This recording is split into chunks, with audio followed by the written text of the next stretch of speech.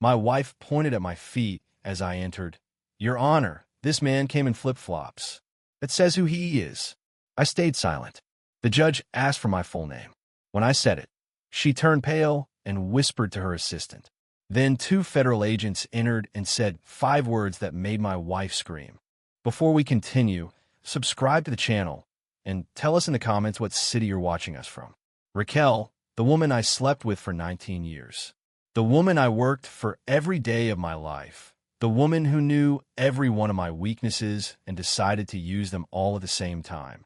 She stood up from her chair, extended her arm, pointed towards the floor where I was standing, and said loud enough for the whole room to hear, "Your Honor, this man came in flip-flops.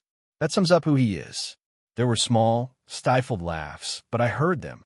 Eduardo, her lawyer, $3,000 an hour. Perfect gray suit. The kind of man who charges more for a 10-minute call than what many people earn in a week. He leaned back in his chair with a slow, satisfied smile, like someone who already knows how the story ends before it begins. Raquel looked me up and down. I knew that look well. That mix of contempt and triumph that people have when they believe they finally have someone exactly where they wanted them. I didn't say anything. I sat down, placed my hands on the table, one on top of the other, and waited. The room was large, cold, with high ceilings and dark marble floors. There were about 20 people on the benches at the back, lawyers, assistants, ordinary people who watched without quite understanding what they were doing there. Everything in that place was designed to remind you that power has a direction. And that day, according to everyone present, that direction wasn't towards where I was sitting. A 50-year-old man, alone, without a lawyer, in blue plastic flip-flops and a wrinkled cotton shirt. That's what they saw. That's exactly what I wanted them to see. Judge Isabel, about 55 years old, gray hair, thin-framed glasses, a face that had seen too many lies in too many years, looked at Raquel with an expression that wasn't exactly approval, but she didn't stop her either. She wrote something in her notebook, then looked at me and asked for something that no one in that room expected would change everything. For the record, she said in a calm, firm voice, "I need the defendant to provide his full name." Eduardo was still smiling. Raquel crossed her arms, satisfied. Someone in the back benches coughed. It was one of those silences that feels like something physical, as if the air weighed a little more than normal. I took a slow breath and said my name. The 3 seconds that followed were the strangest I've ever experienced inside a courtroom. Judge Isabel stopped writing, looked up very slowly, looked at me in a completely different way than she had looked at me before, not with curiosity, not with doubt, but with something I can only describe as recognition, like when you see a face you knew you were going to find sooner or later. But you didn't expect it to be today. Not here, not like this. Her face turned pale. She turned to her assistant, a young woman sitting to her right, and whispered something in her ear. I didn't hear the words, but I saw the assistant nod once, stand up immediately, and walk quickly towards the back door of the courtroom. She didn't run, but she almost did. Raquel frowned. Eduardo stopped smiling for the first time since I had entered. He looked at the judge, looked at the door, looked back at the judge, opened his mouth as if he were going to say something, and closed it without saying anything, which for a lawyer of his level is a sign that something went very wrong. Maybe 2 minutes passed, the back door opened. 2 men came in, dark suits, credentials hanging from their necks. The way people who don't need to announce their authority walk, because authority comes with them. They walked to the center of the room. One of them looked at a document he was holding. Then he looked up directly at the table where Raquel and Eduardo were sitting and said 5 words. 5 words that made Raquel jump to her feet and scream something I'm not going to repeat here. That made Eduardo start talking very fast in a tone that was no longer that of a self-assured lawyer, but of a man who suddenly understands that the floor beneath him is not as solid as he thought. That made the 20 people on the back benches hold their breath at the same time. I didn't move. I remained seated, my hands on the table, one on top of the other, my feet on the floor, my blue plastic flip-flops, exactly as I had planned from day one, because everything that happened in that courtroom, every reaction, every surprise, every second of that chaos, was not an accident. It was the result of 14 months of silent work. And to understand why I did what I did and why I did it exactly that way, I need to tell you how it all began. I need to tell you about the night I found out. The night my entire life changed in less than 3 minutes. It was a Tuesday, not a special day. There were no signs, no omens, nothing about that Tuesday that indicated that when I went to bed that night, my life would be completely different from when I had woken up that morning. I had come home earlier than usual. I had a last-minute canceled meeting, something with a supplier in Monterey, who postponed everything due to an internal problem. And instead of staying at the office to kill time, I decided to leave. It was 6 in the evening. Raquel was supposedly at her yoga class. Luis, my son, had been living in his own apartment for 2 years. The house was going to be empty.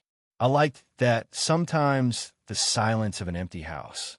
When you get home tired, I went in, left the keys on the entryway table, took off my shoes, went to the kitchen for water, and then I saw something that at the time seemed completely insignificant, an open laptop on the dining room table with the screen on. It was Raquel's laptop. She never left it open. It was almost an obsession of hers to close it every time she got up, even if she was just going to the bathroom. I had noticed it once without giving it much thought. That day the screen was on, with a spreadsheet open and several documents on the bottom bar. I went over just to close it. Just that, close it, and that's it. But before I did, I saw a column of numbers, and the numbers didn't make sense. It wasn't curiosity that stopped me. It was confusion because what I was seeing on that screen were transfers, columns of dates, amounts, account names, and some of those names I recognized immediately because they were names of accounts I had created, accounts associated with my companies, accounts that, according to the reports I received every month, had certain determined balances. The numbers on that screen didn't match any report I had ever seen. I sat down, pushed the chair towards the table slowly, as if a sudden movement could erase what I was seeing. I brought the screen closer. I started reading more carefully. It took me 20 minutes to understand what I had in front of me, and when I understood it, I sat completely still for a time I couldn't measure. I didn't think about anything specific. That kind of paralysis that doesn't come from fear, but from when your brain receives information that contradicts everything it thought it knew and needs a few seconds or a few minutes to reorganize itself. What I was seeing was a record of systematic transfers, small at first. $3,000 here, $5,000 there, distributed on separate dates with different names, built to not trigger any alerts. But when I added them up, when I followed the column down, the total was something else entirely. In the last 22 months, more than $480,000 had left my corporate accounts. $480,000 that I hadn't moved, that I hadn't authorized, that I didn't know were missing. I closed the laptop. I stood up. I went to the bathroom. I looked at myself in the mirror for a long moment. The man looking back at me from the mirror looked the same as always, 50 years old, gray at the temples, the same old face, but something inside was no longer the same. It was as if someone had entered a room I thought was closed and had moved all the furniture 1 centimeter. Everything was in the same place, but nothing was where it should be. I went back to the kitchen. I looked for my phone. I opened my account apps, something I rarely did, because for that I had Christina, my finance assistant, who sent me consolidated reports every week.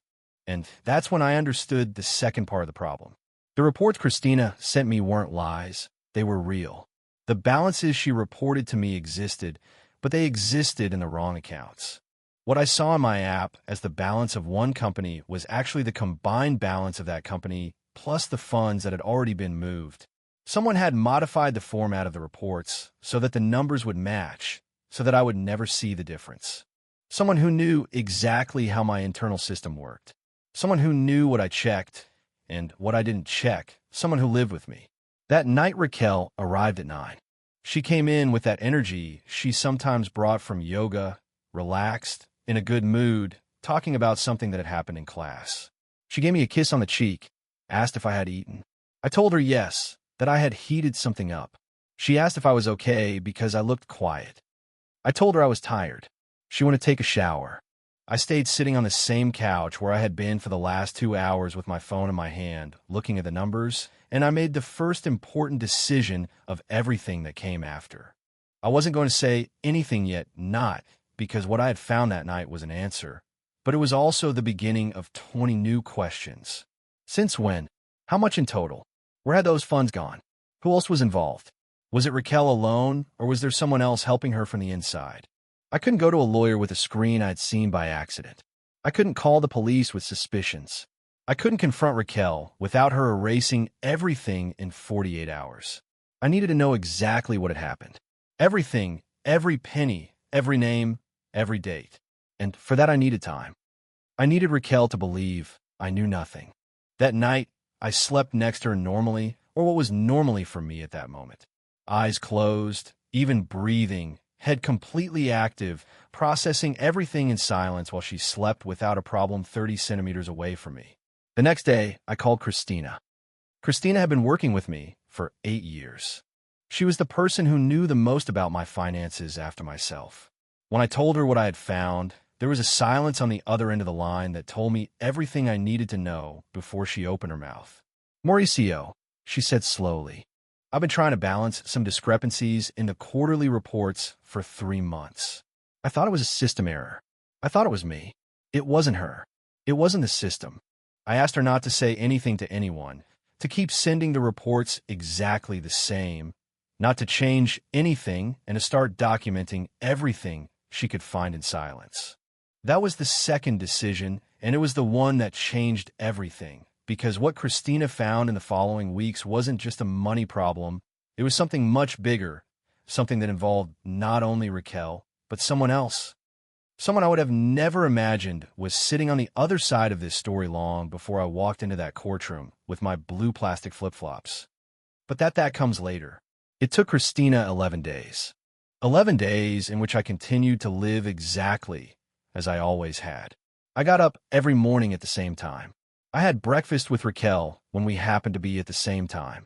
I went to the office, answered emails, attended meetings, came home, watched TV, slept 11 days acting as if nothing had changed, when in reality everything had changed. It's a kind of effort that people don't see. It's not the physical effort of carrying something heavy, nor the intellectual effort of solving a complex problem. It's the effort of controlling every micro-expression, every tone of voice, every pause before answering a simple question. It's the effort of looking someone who is betraying you in the eyes and smiling as if you know nothing. It's exhausting in a way that has no name. On the 12th day, Christina sent me a message at 7 in the morning. It just said, I need to see you today. Not in the office. We met at a cafe 40 minutes from the city, a place where no one knew us. Christina arrived with a thin folder and an expression I hadn't seen on her in 8 years of working together. It wasn't nervousness exactly. It was more like the face people have when they've found something they would have preferred not to find. She sat down, ordered a coffee, lit cool without drinking it. Mauricio, she said, what I'm about to show you is worse than we thought. She opened the folder and began to explain. The first thing she found was the complete trail of the transfers, not 480,000, as I had calculated that first night looking at the laptop screen. $640,000 in 27 months, distributed in 116 different transactions, using 9 different intermediary accounts with amounts carefully calculated to stay below the automatic reporting thresholds. This wasn't improvisation. This was architecture. Someone who knew exactly how financial detection systems work had designed every move, someone with real technical knowledge. And Raquel, as much as she knew my companies from the inside, didn't have that level of knowledge. She knew where the money was, but someone else knew how to move it without anyone seeing it. Where did the funds end up? I asked. Christina turned to the second page. The transfers ended up in 2 main destinations. The first was a company incorporated in a state with little regulation, created 18 months earlier, with a generic name that meant nothing. The second destination was a personal account. Whose account is it? I asked. Christina looked at me for a second before answering. Eduardo Sandoval's. The name took 3 seconds to connect with the face in my head. Eduardo Sandoval, the lawyer, the man in the perfect gray suit, the man who charged $3,000 an hour. The man who that day in court would point to my flip-flops and tell the judge that summed up who I was. Raquel and Eduardo weren't just lawyer and client. They had been building this together for at least 2 years. I remained silent for a moment. Christina waited. A truck passed outside the cafe, making the glasses on the table vibrate slightly. "Is there anything else?" I asked. She nodded slowly.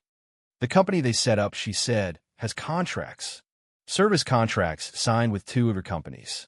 Services that were never rendered. Mauricio, it's not just that they took money from your accounts, it's that they built a structure to make that money look like a legitimate expense. That's not an ordinary theft." I understood what she was telling me. That was tax fraud, evasion, false documentation. It wasn't something that was resolved in a divorce court with a good lawyer and the right account statements.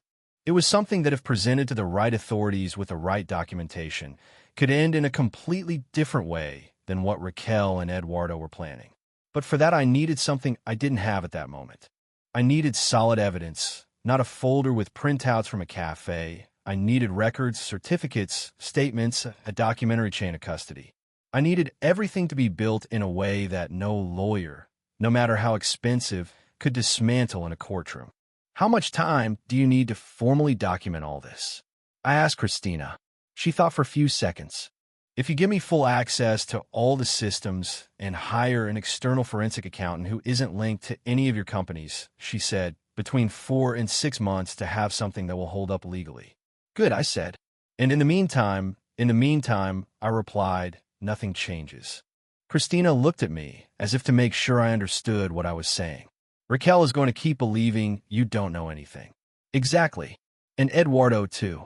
"Exactly, Mauricio," she said slowly. "And if during that time she decides to file for divorce first? What if she gets ahead of you?" It was a valid question, a question I had already asked myself. "If she gets ahead," I said, "even better." Christina frowned slightly, not understanding. And at that moment, I wasn't ready to explain it completely either, because what was starting to build in my head wasn't just a defense. It was something more specific, more calculated, an idea that was still very small at that moment, very vague, but that had an internal logic that I could feel even if I couldn't see it completely yet. The idea was this. If Raquel initiated the divorce, the court would become the stage. And if the stage was the court, I could control exactly what information got there, when it got there, and in what form it got there. I could decide what the judge knew and when she knew it. I could make everything Raquel and Eduardo had built collapse, not from the outside, but from the inside, in front of everyone, with no possibility of escape. But only if I had the perfect documentation, only if I had enough time, and only if I managed to make Raquel continue to believe until the very last second that I was exactly what she thought I was. A man who didn't see what was right in front of him. A man easy to defeat. A man who would come to court without a lawyer, in old clothes and plastic flip-flops, without understanding that he had already lost before he even walked in. In the months that followed, I did 3 things simultaneously and silently. The first was to hire an independent forensic accountant, a man named Leonardo, who had 20 years of experience in forensic audits and who had previously worked with federal authorities. I explained the situation to him. He reviewed what Christina had found. He looked at me with that particular expression that experts have when they see something they recognize immediately. "This is well built," he said, "but it has mistakes. Mistakes always exist. You just have to know where to look." The second thing I did was to start transferring assets legally, documented, transparently, but strategically. I reorganized the structure of my companies in a way that protected the real assets and left visible on the surface only what I wanted Raquel and Eduardo to see when the time for the divorce came. Which would come. I already knew it. It was just a matter of when. The third thing was the hardest. I distanced myself from Luis, my son, 25 years old, living his life, building his path. Our relationship wasn't perfect. It never had been, but there was something real there. And I stayed away during those months because I couldn't explain to him what was happening without risking something leaking out. I couldn't ask him to keep a secret of that magnitude, and I didn't want him to live with the weight of knowing and having to act normal in front of his mother. It was the decision that cost me the most. More than the money, more than the months of silence, more than all the nights staring at the ceiling while Raquel slept next to me without suspecting anything. Temporarily losing my closeness with Luis was the real price of all this.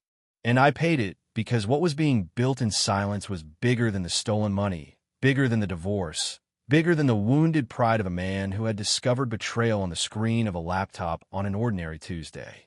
It was the difference between losing and winning, between them leaving that courtroom with everything they had planned to take or leaving in handcuffs. And I had decided that night at the cafe with Christina that I was going to do the latter. There were still 14 months to go until the day of the flip-flops, but the plan had already begun. Raquel filed for divorce on a Thursday morning. There was no long conversation, no tears or shouting, no one of those dramatic moments people imagine when they think about the end of a 19-year marriage. She came into the kitchen where I was having coffee, put an envelope on the table, and said, "Mauricio, I think we both know this ended a long time ago." She said it with that specific calmness that people have who have been rehearsing a line for weeks. A calmness that isn't peace, but preparation. I looked at the envelope, opened it slowly, read the whole thing without saying anything. "Do you have a lawyer?" I asked. "Yes." "Who?" A small, almost imperceptible pause. "Eduardo Sandoval." I looked up from the paper and looked at her. She held my gaze with that expression I had learned to read in 19 years. That specific mix of determination and guilt that Raquel had when she had made a decision she knew was wrong, but from which she would not back down. "Good," I said. I stood up, rinsed my cup in the sink, left it in the dish rack. "Is that all you have to say?" she asked. "For now, yes." I left the kitchen. I heard a silence behind me that had the shape of confusion. Raquel was expecting something different. An argument, a reaction, tears, perhaps, or anger, or some version of the two. What she didn't expect was for me to say good, rinse my cup, and go to work as if I had just found out the weather for the day. That was exactly why I did it that way. That same day, I called Christina from the car. "She did it." I said. "When?" "This morning. Eduardo Sandoval is her lawyer." There was a pause on the other end. "How are you?" Christina asked. It was a real question, not a protocol one. Christina had been working with me for 8 years and knew the difference between the two. "I'm fine," I said. And it was true, in a strange, cold way that I myself didn't fully understand at that moment. "How are we doing with Leonardo?" "He has 80% documented. He needs access to the records from the third quarter of last year to close out the last movements. Give them to him today, Mauricio. If we speed up like this, there's a risk that something will be left unverified. I accept that risk. I need everything to be ready in 90 days. Another silence. "Understood." She finally said. I hung up. I kept driving. Outside, the morning traffic was the same as always, the same I had seen every day for years. And yet, that day everything looked with a different clarity, like when you put on glasses for the first time and the world doesn't change. But suddenly the edges of things are sharper than you thought they could be. The divorce was the stage I needed, and now the stage was set. What followed over the next few months was a perfectly choreographed play, where I was the only actor who knew the full script. Eduardo began to build his case with the speed and confidence of someone who believes they've already won. His first legal communications came through a lawyer I had hired, a young, relatively new one who cost $300 an hour instead of $3,000, and who followed exactly the instructions I gave him, which were basically don't give in on anything important, but don't fight too hard either. Make it look like we're on the defensive without knowing exactly what to do. It was important for Eduardo to believe he had the upper hand. A lawyer who believes he has the upper hand becomes careless, talks more than necessary, presents arguments with more confidence than required, builds his case on the assumption that the other side has nothing to respond with, and when the time comes when he discovers he was wrong, the collapse is more complete because the fall is from a greater height. During those months, I did something that no one around me understood at the time. I began to simplify my life in a visible and deliberate way. I sold the car, not the old car, the good one. The one Raquel knew I had wanted for years and that I had bought 2 years earlier. I sold it at a reasonable price. I deposited the money in an account that Eduardo could see and started using an 8-year-old gray sedan I had bought in cash from a neighbor. I moved to a small apartment, 2 bedrooms. Fourth floor without an elevator. In a middle-class area 40 minutes from where we had lived together. I paid 6 months in advance in cash. I stopped going to the restaurants where Raquel and I used to go. I stopped showing up at the social events where they knew us. I visibly reduced my expenses in everything that could be observed from the outside. The narrative Eduardo was building for the court was that I was a man whose companies were in financial trouble, that I had hidden assets during the marriage, and that Raquel deserved significant compensation for years of unrecognized contribution. To support that narrative, he needed me to look exactly like what he said I was. I made sure I did. What Eduardo couldn't see was what was happening below the surface. Leonardo had finished his forensic audit.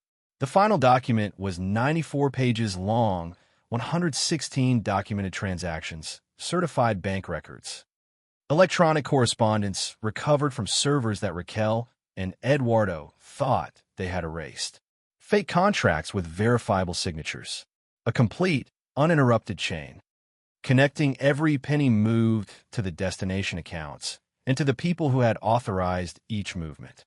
94 pages that could end up in a federal court. I kept them in 3 different places. One copy with Leonardo, one copy with a different lawyer than the one handling the divorce, a lawyer no one in this case knew yet, and a copy in a physical location that only I knew where it was. The next step was the most delicate.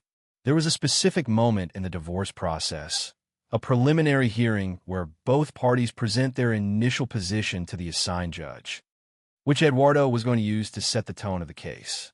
He was going to present the numbers of my companies in the way that best suited him. He was going to talk about hidden assets.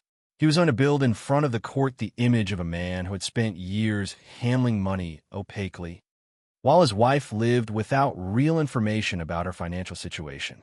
I needed that hearing to go exactly as Eduardo had planned it, not because I was going to let him win, but because I needed him to believe he had won.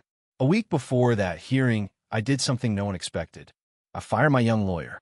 I called his office on a Monday morning and told him I was going to represent myself from now on. He tried to dissuade me. He explained the risks. He told me it was a decision that could cost me a lot, that Eduardo was a lawyer with 20 years of experience in cases exactly like this. I thanked him, I paid him what was left, and I hung up. When Eduardo found out, and he found out that same day, because in these circles news travels fast, I imagine his reaction. I imagine it clearly because I knew that type of man. The initial satisfaction, then the confirmation of everything he had assumed. A man who comes without a lawyer to fight Eduardo Sandoval is not an opponent. He's a formality. Raquel called me that night. They told me you fired your lawyer. She said, "Yes, Mauricio, that's a very big mistake." It might be. Eduardo will. She stopped, recalibrated. "I'm just telling you to think it over. I've already thought it over." I said, "Thanks for calling." I hung up. I sat on the small couch in my 2-bedroom apartment on the 4th floor without an elevator, and for the first time in many months, I felt something like real calm. Not the acted calm of the last few months, but the specific calm that comes when you've been working on something for a long time and you can finally see that all the pieces are where you put them. The preliminary hearing went exactly as Eduardo had planned it. He spoke for 40 minutes, presented numbers, built his narrative, looked at me several times with that expression of a man who knows he's going to win and is already thinking about the celebration. The assigned judge listened to everything attentively. I asked a few basic questions, made a couple of minor mistakes that any person without legal training would make, and, in general, gave exactly the impression I wanted to give. A lost man, without resources, without a strategy, without any real chance of competing. Upon leaving the building, Eduardo passed me in the hallway. He didn't say anything, just looked at me with that small, sideways smile that men have when they think they've already won. I held his gaze and thought, 63 days to go. 63 days until the final hearing. 63 days until everything they had built would collapse in front of everyone. 63 days until the flip-flops. There's a type of loneliness that doesn't come from being alone. It comes from being surrounded by people who think they know you while you're holding something so big inside that if you said it out loud, it would change everything they think they know about you. That's what I lived through during those last 63 days. I'd wake up every morning in my small apartment.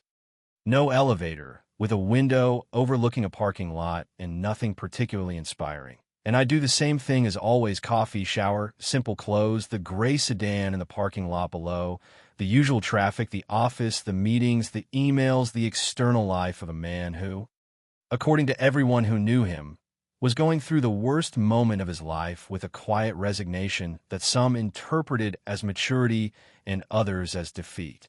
No one knew what was happening underneath. No one except Christina and Leonardo and a third man, whose name I'm going to mention now because it's important to understand what happened next. David. David wasn't a divorce lawyer. He wasn't an accountant or an expert witness or anything related to the process Eduardo was handling. David was something different.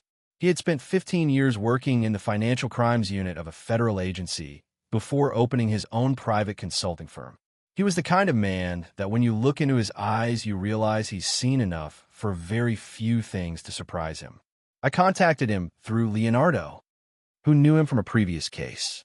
Our first meeting was in his office, a small, neat space in a building with no receptionist or waiting room. I arrived on time. He was already seated. He offered me water, not coffee, but water. I later understood it was a way of gauging how nervous someone was. Nervous people always accept something to keep their hands busy. I asked for water. I presented the full case. He spoke little while I explained. He took some notes in a paper notebook, not on a computer, which I found to be a significant detail. When I finished, he closed the notebook and looked at me for a moment without saying anything. "How long have they been building this?" he asked. 27 months since the first transfer we documented, and the corporate structure they used to launder the funds. 18 months active. He nodded slowly. "This isn't a civil case," he said. "I know. This is federal. I know." He looked at me differently, not with surprise exactly, but with the kind of recalibrated attention someone has when they discover that the person in front of them understands more than they let on. "What do you want from me?" he asked. "I want you to evaluate the documentation we have and tell me if it's enough to open a formal investigation. And if it is, I want you to explain to me exactly how that process works. The timelines, the steps. Who receives the information first? How are the parties notified?" Another pause, and the divorce. "The divorce is the stage," I said. "I want everything to come to a head there." At that moment, in front of the court, David didn't smile. He wasn't a man of easy smiles, but there was something in his expression that I interpreted as approval. "Give me 2 weeks with the documentation," he said. I gave him 3. What David confirmed at the end of those 3 weeks was what Leonardo had concluded, but with a different level of precision. Not only was there fraud, there was documented federal tax evasion.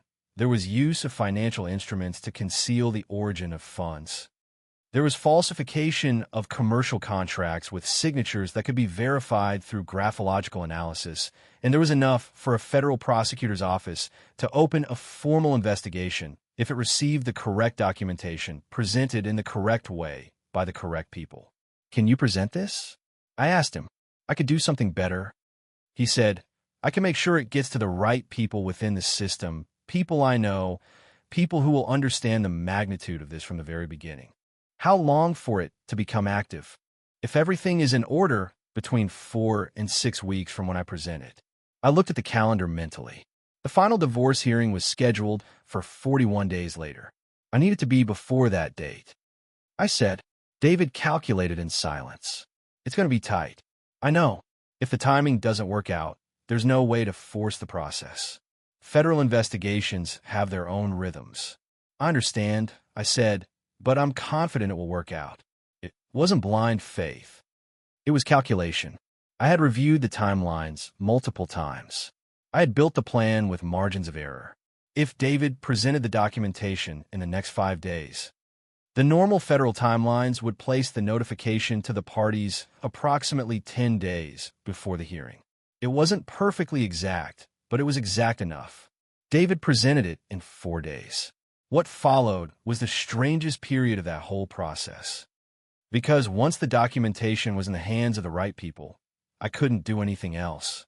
There was no lever to pull, no call to speed up, no way to influence what was happening inside a system that works at its own pace, regardless of what anyone needs. I could only wait and continue to act.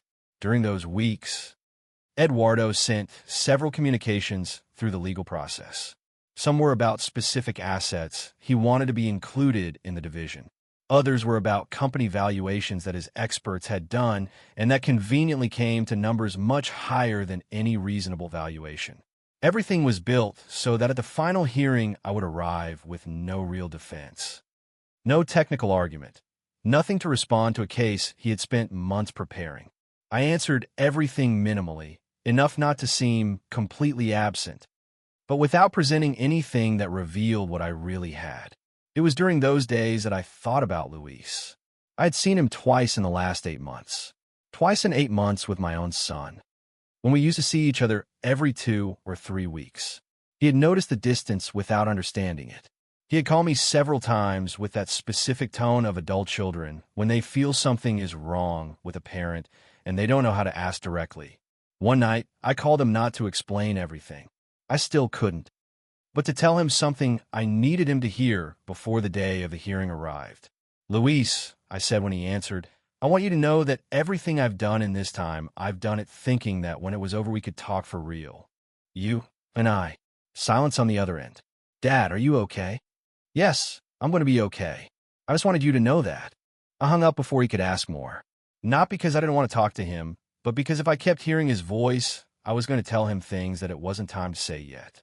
12 days before the hearing, I received a message from David. 3 words: the process is moving forward. 10 days before, another message confirmed. They've been notified. That meant that Raquel and Eduardo had received notification that there was an open federal investigation related to their names and specific financial transactions. It didn't mean yet that they knew the full extent. The notification in these types of cases is deliberately vague. At first, it tells you that you exist within an investigation without telling you exactly what they know or how much. Enough to worry, not enough to prepare. I imagine the conversation between Raquel and Eduardo when they received that notification. I imagine the first version where they both convince themselves that it's something minor, manageable, something Eduardo can resolve with his contacts and experience. I imagine the second version a few days later, when they start to realize that the federal level is different from what they had anticipated. I imagine the moment when Eduardo, with all his years of experience, starts to calculate the real risks. But it was already too late to change anything. The night before the hearing, I didn't sleep much.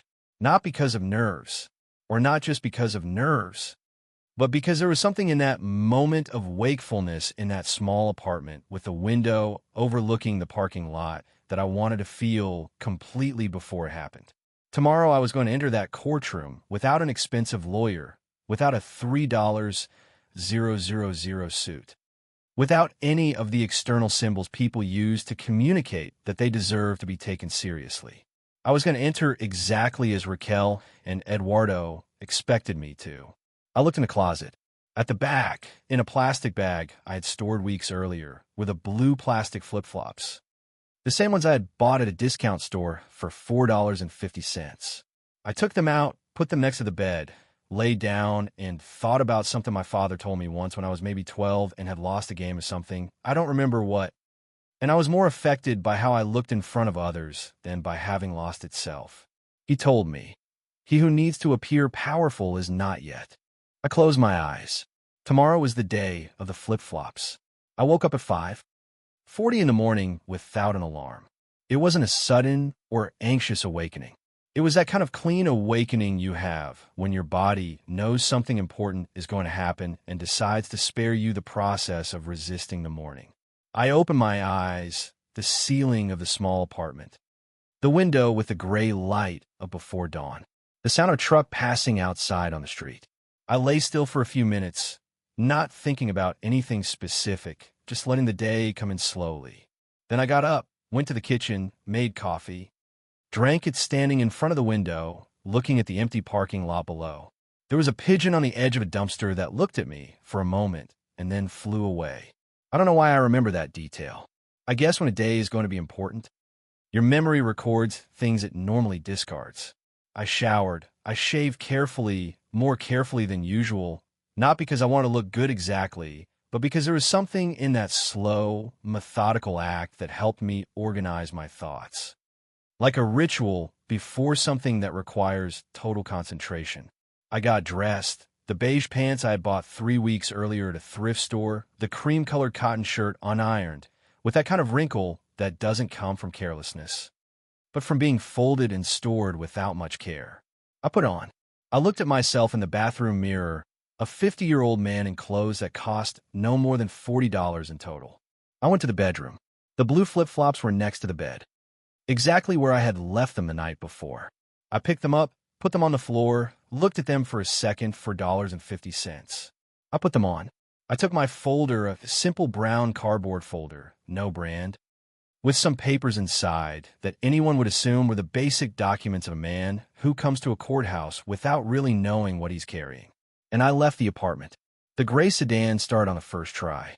As always, I drove for 40 minutes with the radio off. I didn't need music or voices or anything to fill that space. The morning traffic was dense, but manageable. I found parking 2 blocks from the courthouse, which I interpreted as a sign that the day was going to go well, even though I'm not superstitious. Or I wasn't until that moment. I entered the building 10 minutes before the appointed time. The courthouse had that specific smell of institutional places, paper, old air conditioning, something that could be coffee, or it could be floor cleaner, mixed with that particular tension that places have where people come to resolve things they couldn't resolve any other way. I walked down the main hallway to the assigned courtroom. My flip-flops made that little noise on the marble floor. Clap, clap, clap. Some people looked at me. I let them look. I pushed the courtroom door and went in. The first thing I saw was Raquel. She was sitting at the plaintiff's table with her back to the door, but she turned when she heard someone come in. The navy blue suit, her hair pulled back. Red lips. She looked exactly as I imagined she would, prepared, confident, ready to win something she believed already belonged to her. When she saw me, her expression went through that brief but complete journey that goes from recognition to evaluation, to conclusion. She scanned my clothes with her eyes, stopped at my feet, and then smiled. Not a greeting smile. A confirmation smile of the kind people have when reality confirms exactly what they expected. Eduardo was standing next to the table reviewing papers. He looked up when I entered. He did the same visual scan as Raquel, with the same conclusion, but his expression was different, more calculated, more professional in its contempt. The kind of look a surgeon has before an operation he's done 100 times and knows will go exactly as planned. I sat at the defense table, put my brown cardboard folder on the table, placed my hands on top, one on top of the other, and waited. The courtroom began to fill up slowly. The back benches were occupied by the usual mix of lawyers waiting for their own cases, assistants, some people who had come for other reasons. No one was paying particular attention to what was happening in this specific courtroom. It was just another divorce, a man without a lawyer against one of the most well-known litigators in the city. A formality. Judge Isabel entered at 9:02.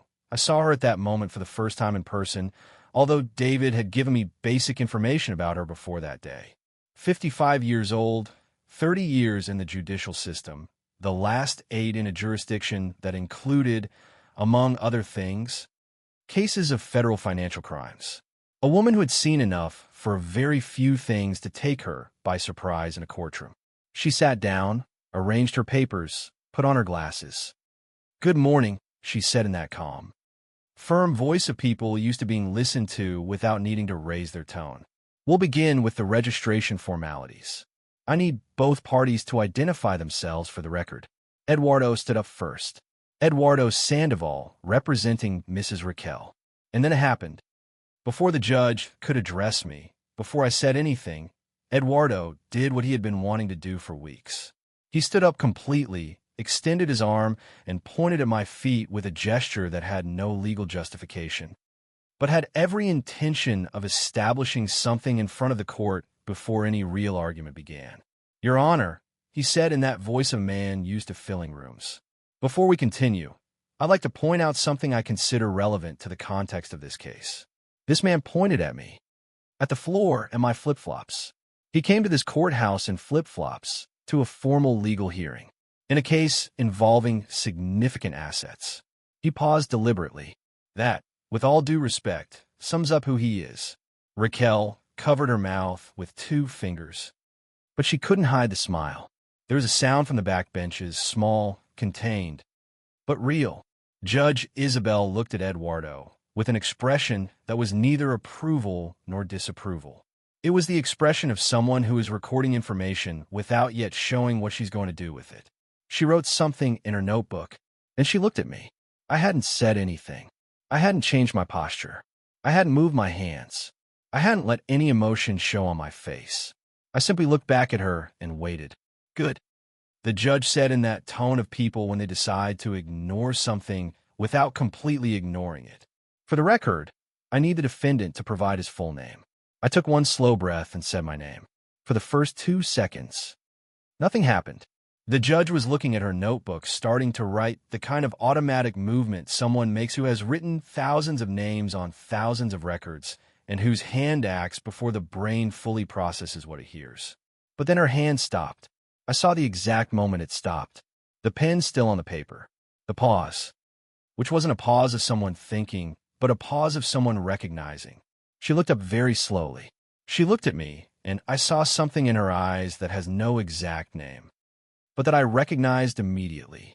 It was the look of someone who has just connected 2 pieces of information they didn't expect to find together in the same place, who has just understood that what they thought was a case is actually something completely different, who has just realized that the man in flip-flops sitting in front of her is not who he appears to be. Her face turned pale. She turned to her assistant. She whispered something in her ear, words I didn't hear, but I saw the assistant nod once with a serious expression. She stood up from her chair and walked towards the back door of the courtroom with a speed that wasn't exactly running, but wasn't normal walking either. Eduardo frowned, looked at the judge, looked at the door, looked back at the judge. Raquel stopped smiling. The silence in the courtroom changed its texture. It was the same silence as before, but with something different inside. Like when the wind changes direction in an enclosed space, and everyone feels it at the same time, without anyone saying it. 2 minutes passed, maybe 2.5. The back door opened. 2 men came in, dark suits, credentials hanging from their necks. That particular way of walking. They walked to the center of the courtroom and stopped. One of them was holding a document. He glanced at it briefly, then looked up at the table where Raquel and Eduardo were sitting and said the 5 words, "You're under federal arrest. Come with us." Raquel's scream filled the entire courtroom. Eduardo jumped up, started talking in that fast, controlled tone that lawyers have when they're trying to manage a situation they can no longer handle. Citing procedures, mentioning names, using the vocabulary of someone who still believes the right words can change what's happening. They couldn't. The 20 people in the back benches stood up almost simultaneously. Someone dropped something. Someone else said something in a low voice that I didn't hear. Judge Isabel raised her hand and called for order with that quiet authority that doesn't need volume to work. And I remained seated, my hands on the table, one on top of the other, my feet on the floor, in my blue plastic flip-flops that had cost $4.50, and that at that moment were worth exactly everything it had cost to get here. I looked toward the back benches, and there was Luis. I don't know when he had come in. I hadn't seen him arrive, but he was there standing like everyone else, watching the scene with an expression I hadn't seen on his face since he was a child, and something truly surprised him. He looked at me. I looked at him, and for the first time in 14 months I smiled. Raquel's scream lasted maybe 4 seconds.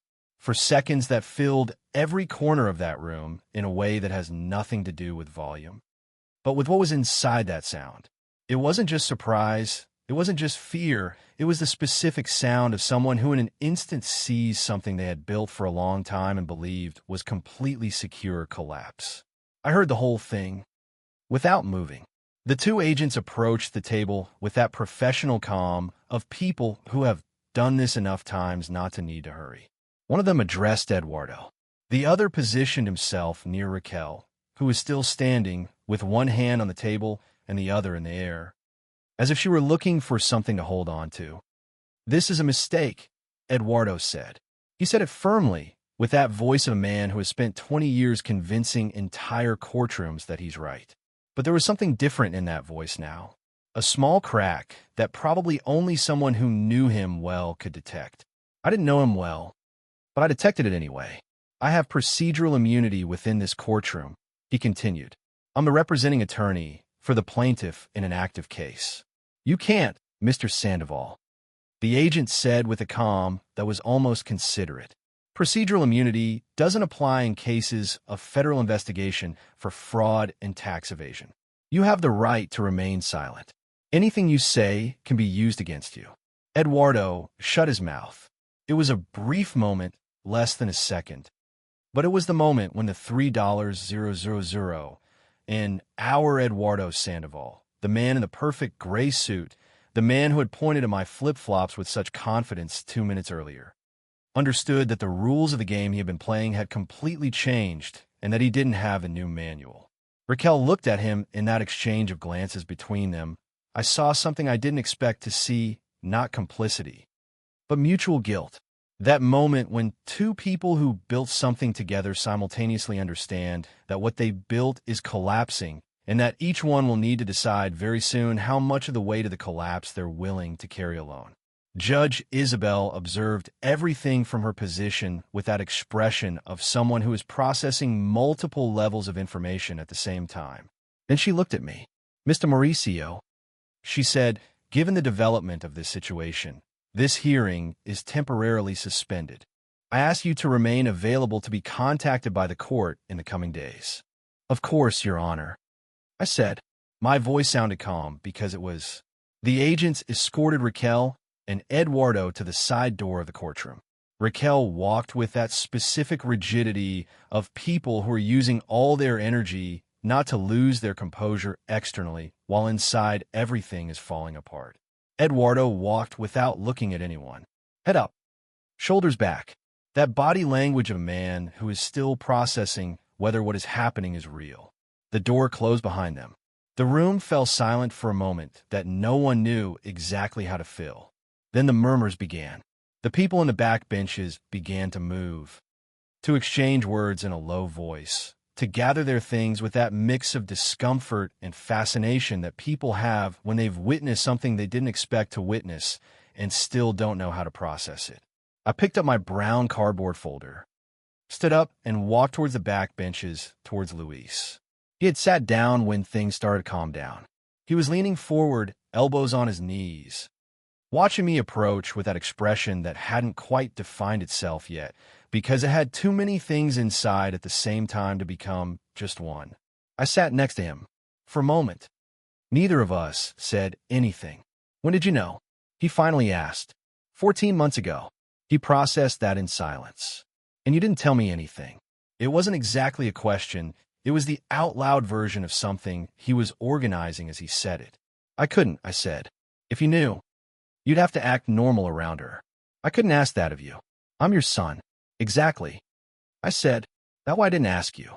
Luis looked towards the side door where Raquel and the agents had left. Then he looked at me. Then he looked at my flip-flops. The flip-flops were part of the plan.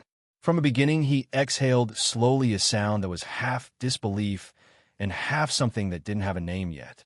"Dad," he said, "are you okay?" It was the same question Christina had asked me months earlier.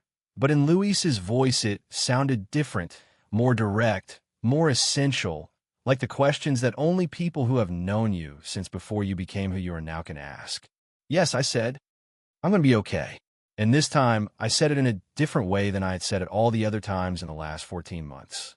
All the other times I had said it as a strategic statement, a position that needed to be held. This time I said it because it was true. We left the courthouse together. The light outside was that morning light that hasn't quite become day yet, clean and a little cold. On the building steps, there were some people smoking, others checking their phones. The ordinary life of a Tuesday, which for most was just a Tuesday. For me, it was the first day of something different. We walked to a coffee shop half a block away, sat down. Both ordered coffee. This time I did accept the coffee. There was no one measuring my level of nervousness, and besides, I needed it. I told him everything. Not the summarized version or the strategic version. Everything from the open laptop on the dining room table on an ordinary Tuesday to Christina and Leonardo and David. The 116 movements, the $640, 000, the shell company, the fake contracts, the months of silence, the small apartment, the gray sedan, the flip-flops bought for $4.50 at a discount store. Luis listened to everything without interrupting.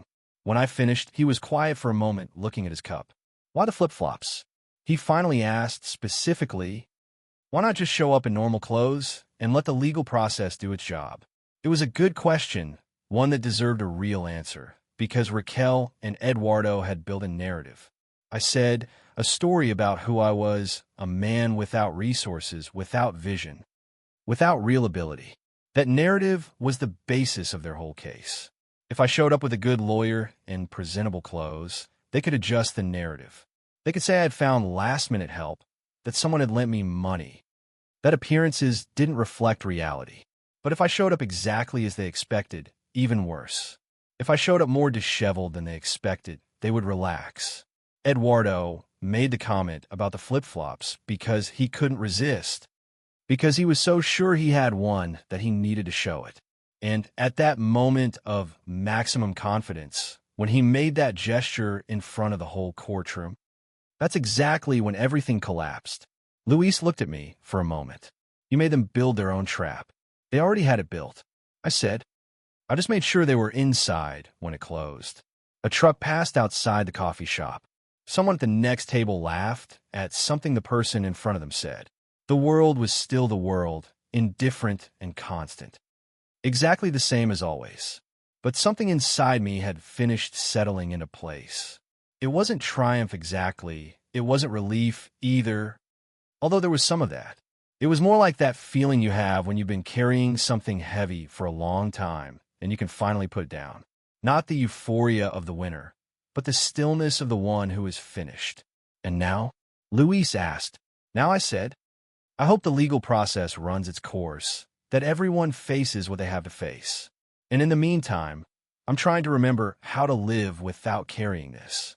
Luis nodded slowly, then did something I didn't expect. He reached out his hand across the table and placed it on top of mine. He didn't say anything. He didn't need to. I didn't say anything either. Sometimes the silence between two people who really know each other says more than anything you can put into words. And that silence in that small coffee shop half a block from the courthouse, with the coffee cooling in the cups and a morning light coming through the window, was probably the most important moment of that whole day. More than Raquel's scream, more than Eduardo's expression when he understood he had lost, more than the flip-flops, more than everything. The days that followed the hearing were strange in a way I hadn't expected. I had spent 14 months living in constant tension. Not the visible tension that people have when they're nervous, not the racing heart, or the trembling hands, or the dramatic insomnia of movies, but that other, quieter, deeper tension that comes from maintaining a level of absolute control over everything you say, every reaction you show, every decision you make. A tension that settles so deeply into the body that after a while it stops feeling like tension and starts to feel like normal. And when that disappears suddenly, the body doesn't know what to do with the space that's left. The first 3 days after the hearing, I slept more than I had in months. I'd wake up, look at the ceiling. I had no urgent calculation to make in my head, no scenario to review, no variable to control. And instead of feeling liberated, at first I felt disoriented, like someone who has lived for so long carrying something that when it's taken away, they don't know how to walk without that weight. Christina called me on the second day. How are you? She asked, sleeping. I said. She laughed. A brief, real sound that made me happier than I expected. Good, she said. You deserve it. I asked her about the ongoing processes. The federal process had entered its formal phase. Raquel and Eduardo had been processed and released with restrictions while the investigation unfolded. Their lawyers, Eduardo, now needed his own lawyers, which had a particular irony that I decided not to savor too much. They had begun to build their respective defenses. David had told me that in cases with this amount of documentation, the process could take between 8 and 18 months before reaching a formal resolution. It wasn't fast, but it was solid. What mattered most to me at that moment wasn't the speed of the legal process, but something more immediate. Something I had been postponing for 14 months because I hadn't had the mental space to face it. I needed to understand what had really happened in my marriage. Not the fraud, not the money, not the legal part that was already in the hands of people more qualified than me to handle it. But the other part, the human part, the 19 years, the decisions that were made, the conversations that weren't had, the moments when something went off track so gradually that neither of us noticed until it was already too far gone. Or maybe we did notice and chose not to look. That was what I couldn't solve with forensic documentation, or with federal agents, or with blue plastic flip-flops. One afternoon, about 10 days after the hearing, I went for a walk in a park near my apartment. I hadn't been there before, even though I lived 15 minutes away. It was one of those medium-sized parks that cities have, with enough trees to feel like a respite, but not so many as to forget you're in the middle of the city. I sat on a bench near an artificial lake where there were some ducks doing what ducks do, which is basically to exist with a tranquility that we humans have a hard time understanding. And I thought about Raquel, not with anger. I had already processed the anger in the previous months in small, controlled doses, in moments where I allowed myself to feel it without letting it change any decision. The anger had served its purpose and was gone. What I thought was more complicated than anger. I thought about the woman I had met 23 years earlier, before the marriage, before the companies grew and the money changed the shape of things. I thought about what had originally brought us together, which was real. I'm completely sure it was real. I thought about the times when the marriage had been what it's supposed to be and not a strategy by either party. And I wondered at what exact moment the path had forked in a way that there was no turning back. I had no answer. Maybe there's no exact answer for those things. Maybe marriages don't break in a single moment, but in an accumulation of moments so small that none seems decisive until suddenly there's no way to go back. Why did know was this? I hadn't been a perfect husband. I had been too focused on building, on growing, on solving the problems outside, while assuming the ones inside would solve themselves. I had confused providing with being present. I had believed that the success of the companies was also the success of the marriage, as if the two things were the same thing measured with the same yardstick. They weren't. That didn't justify what Raquel did, but it explained part of how we got here. And recognizing that, sitting on that bench in front of the ducks of the artificial lake was harder than anything I had done in the last 14 months, harder than the silence, harder than the acting, harder than the flip-flops, because this had no strategic solution. Only acceptance. Luis called me that night. "What did you do today?" he asked. I went to a park, brief pause. Just to walk, just to think. And then I said, he laughed a little, then got serious. "Dad, I want to ask you something, and I want you to answer me honestly." "Go ahead. Are you really okay?" "Not strategically okay. Not okay for the process. You as a person." I was quiet for a moment. It was a question that deserved an honest answer and not a convenient one. "I'm in process," I said finally. "It's not the same as being okay, but it's more honest than saying I'm not okay. I'm finding my way back to something. I don't know exactly what yet, but I'm finding it." Luis processed that in silence. "I want us to have dinner together on Friday," he said. It wasn't a question, it was a statement in the form of an invitation. The kind of thing someone says when they've decided something is going to happen, and they're just kindly informing you. On Friday, I said, yes. That dinner was the first of many. We didn't talk about the case or the court or Raquel or anything that had happened. We talked about him, about his work, about a person he was getting to know, about a trip he wanted to take and had postponed for reasons he didn't quite remember. We talked about small and important things at the same time, of those conversations that are only possible when two people decide that the weight of what happened is not going to take up all the space of what's to come. It was during those weeks that I also started to reorganize what was left of my companies. The structure I had modified during the months of preparation had served its purpose. Now it needed to become something that worked going forward and not just as a shield. Christina and I worked for several weeks reviewing every part, identifying what made sense to keep, what made sense to simplify, what I had carried for years out of inertia and not out of conviction. I found there was more in that second category than I expected. I had been building for so many years in a specific direction that I had never stopped to ask if that direction was still the one I wanted. Not out of an existential crisis, but out of that particular inertia that success has when it works. It keeps you moving in a way that makes stopping to check the course feel like a luxury you can't afford. Now I had that luxury, and I used it.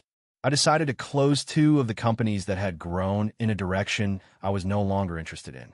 Not because they were in trouble, they were fine, but because I realized I had continued to operate them out of momentum and not purpose. I decided to strengthen a third that was smaller, but did something I still found genuinely relevant.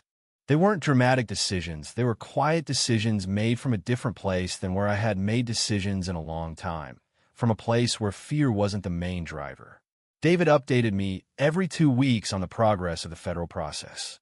The first few weeks were of preparatory legal moves, filings, counterfilings, requests for additional documentation that Raquel and Eduardo's defense team filed in the hope of finding some error in the chain of custody or some irregularity in the way the evidence had been collected. They found nothing. Leonardo had done his job too well. There was a moment, about 6 weeks after the hearing, when I received a call from a number I didn't recognize.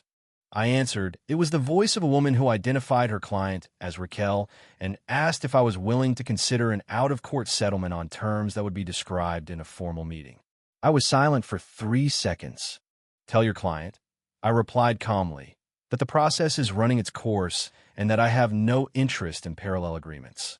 I hung up, not with anger, not with satisfaction either, or not mainly, but with the specific clarity of someone who knows exactly where they stand and doesn't need to move from there. That was what 14 months of silent work had built, in addition to a solid legal case, an internal certainty that didn't depend on what anyone else said or did. And that certainty, I had discovered, was worth more than any amount of money I could have recovered. Although the money was going to be recovered too, that would come later. The federal process took 11 months. Not 8 as in the best-case scenario David had calculated, nor 18 as in the worst.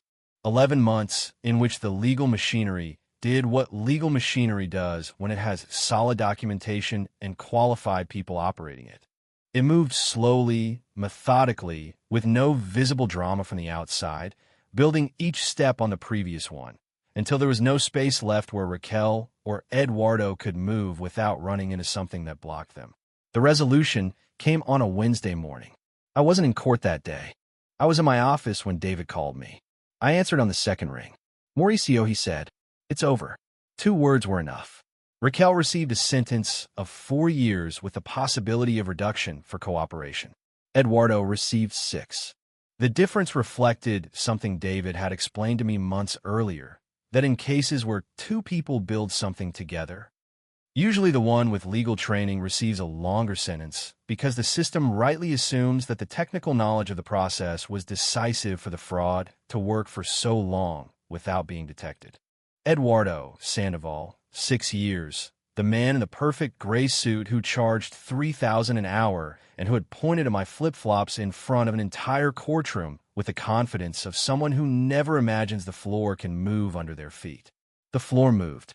In addition to the sentences, the court ordered the full restitution of the diverted funds plus interest calculated over the extraction period.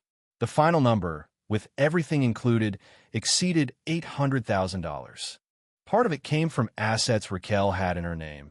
Another part from accounts the investigation had identified and frozen since the first weeks of the federal process. The rest remained as a legal debt that the system would take care of collecting. I didn't get everything back at once, but I got enough back to understand that the material damage was reparable.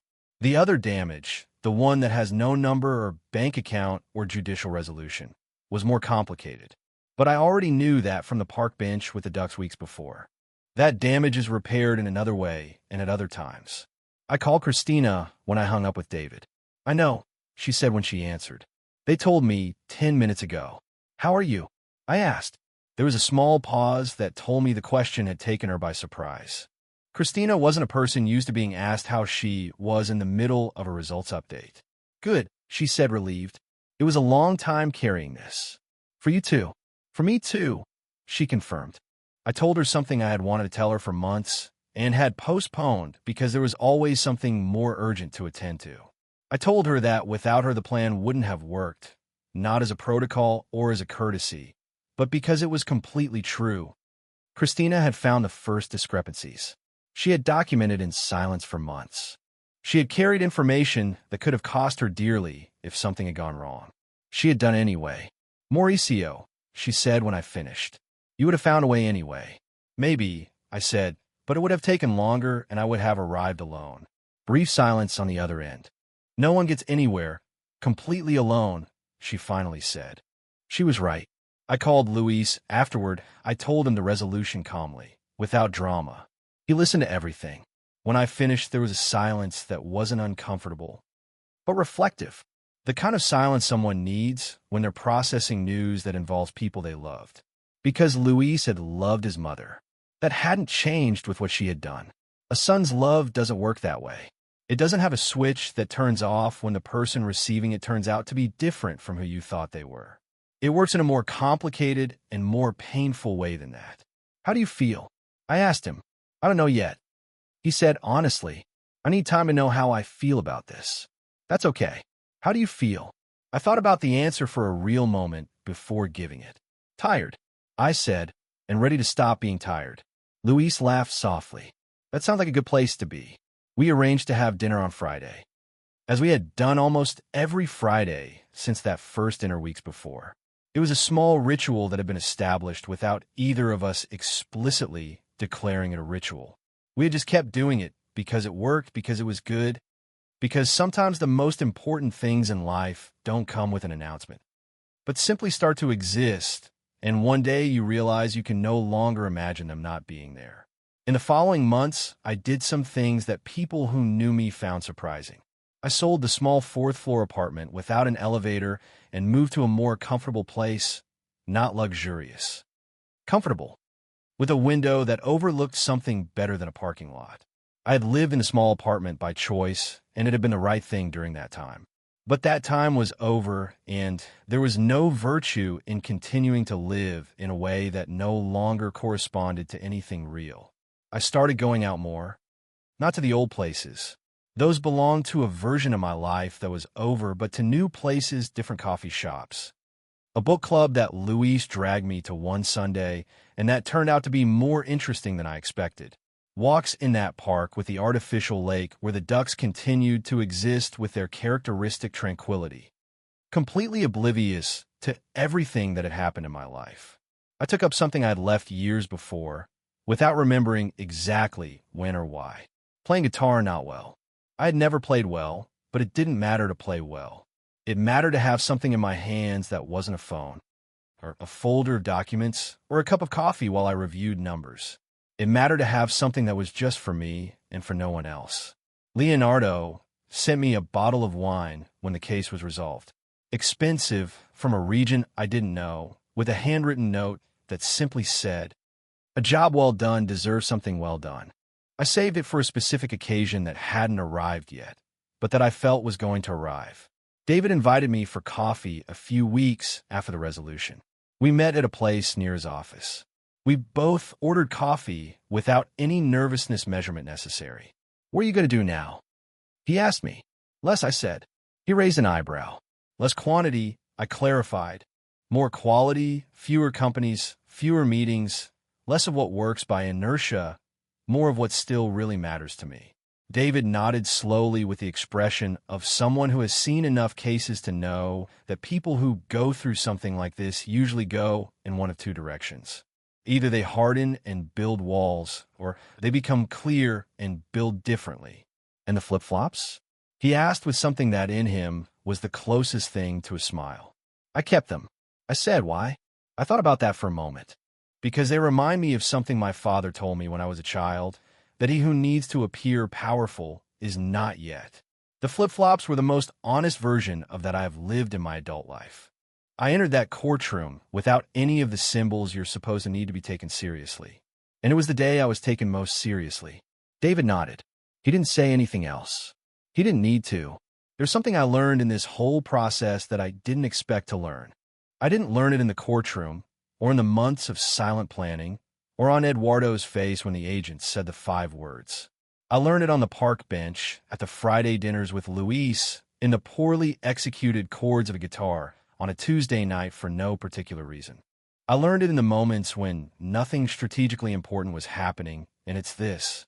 Most of the harm people do to us doesn't come from their malice, but from our decision to define our value through their eyes. Raquel and Eduardo had built their whole case on the idea that I was what they said I was, and that would have only worked if I had believed it too. I didn't believe it not because I was stronger or smarter or anything else, but because somewhere underneath all the silence and planning and 14 months of acting, there was something that knew exactly who I was and didn't need anyone else to confirm it. That's what the flip-flops represented, not a disguise, not a trap, not a litigation strategy. They represented the difference between knowing who you are and needing to be told. And if there's anything I'd like you to take away from this story, if there's anything to take away, it's exactly that. The next time someone points at your feet in a crowded room and says that sums up who you are, remember this. It only sums up what they can see. What you really are is somewhere else, and the right people will find it.